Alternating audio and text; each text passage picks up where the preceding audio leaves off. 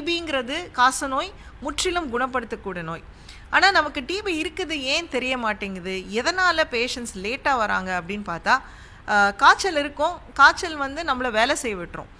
டெங்குவோ மலேரியாவோ மற்ற காய்ச்சல்லாம் பார்த்திங்கன்னா நம்ம உடனே படுத்துருவோம், 104 டிகிரி இருக்குது, ஒரு 2 நாள் வேலைக்கே போக மாட்டோம். ஆனால் காசநோயில் வரக்கூடிய காய்ச்சல் பார்த்திங்கன்னா மாலை நேர காய்ச்சல்னு சொல்லுவோம்.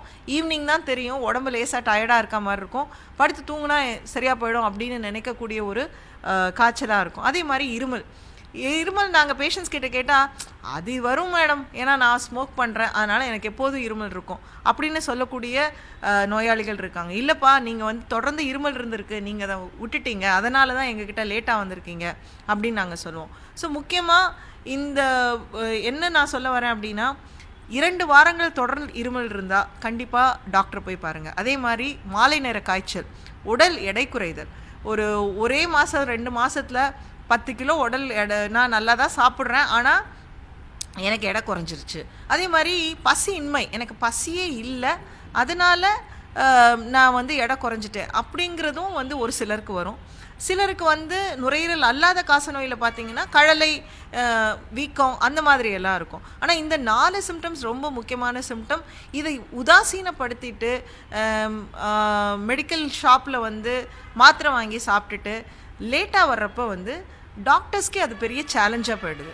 அந்த மாதிரி நோய் லேட்டாக வரக்கூடிய காசநோயால் இறப்பு விகிதங்கள் ஜாஸ்தியாகுது. அது மட்டும் இல்லாமல் இணை நோயான, இப்போ நம்ம எல்லாருக்கும் தெரியும், சுகர் பேஷண்ட்ஸ் நிறையா இருக்கிறாங்க.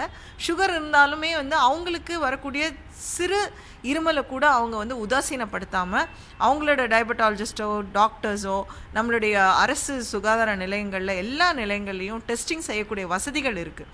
ஸோ அதை வந்து நம்ம போய் அக்சஸ் பண்ணணும். நம்மக்கிட்ட இருக்கிற ஸ்ட்ரென்த்தை வந்து நம்ம யூட்டிலைஸ் பண்ணிக்கணும்.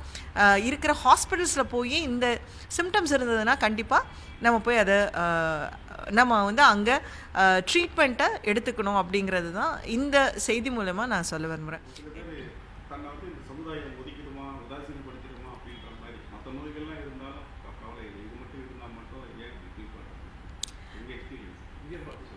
எங்கள் எக்ஸ்பீரியன்ஸில் வந்து ஒரு நல்ல கேள்வி. எங்களை வந்து சமுதாயம் ஒதுக்கி விடுமோ, உதாசீனப்படுத்தி விடுமோன்ற பயம் நிறைய பேருக்கு இருக்குது, முக்கியமாக பெண்களுக்கு இருக்குது. என்னோடய எக்ஸ்பீரியன்ஸில் வீட்டில் வந்து மாத்திரை மாமியாருக்கு தெரியாமல் மருமகள் மாத்திரை சாப்பிடுவதும், மருமகளுக்கு தெரியாமல் மாமியார்கள் மாத்திரை சாப்பிடுவதே நாங்கள் பார்த்துருக்கோம்.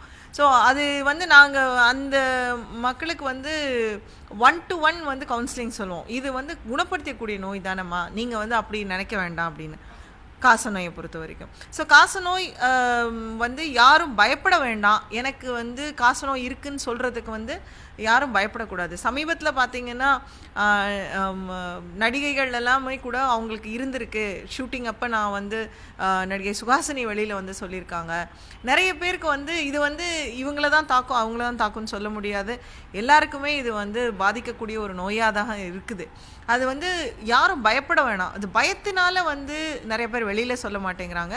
இது வந்து நம்மளை ஒதுக்கி வச்சுருவாங்களோ அப்படின்னு பயந்து வெளியில் சொல்ல மாட்டேங்கிறாங்க. உதவுறதுக்கு அரசாங்கம் எல்லா விதமான சப்போர்ட்டும் செய்கிறதுக்கு ரெடியாக இருக்காங்க. அது மட்டும் இல்லாமல் காச நோயாளிகளுக்கு மாதந்தோறும் 1000 ரூபாய் அப்படின்ற மாதிரி 6 மாதத்துக்கு வந்து 6000 ரூபாய் வந்து நம்ம கவர்மெண்ட் கொடுக்குறாங்க. ஃபஸ்ட்டு 3000 ரூபாய் வந்து அவங்க பேங்க் அக்கௌண்ட்டுக்கு போயிடும். 84 நாட்கள் கழித்து அடுத்த 3000 ரூபாய் போய் சேரும். ஸோ இந்த மாதிரி நம்ம வந்து உணவு நல்லா சாப்பிடணும் அப்படிங்கிறதுக்காக இந்த எக்ஸ்ட்ரா 6000 ருபீஸ் ஒரு 6 மாத காலத்துக்கு கொடுக்குறதையும் வந்து நம்ம வந்து யூட்டிலைஸ் பண்ணிக்கணும்.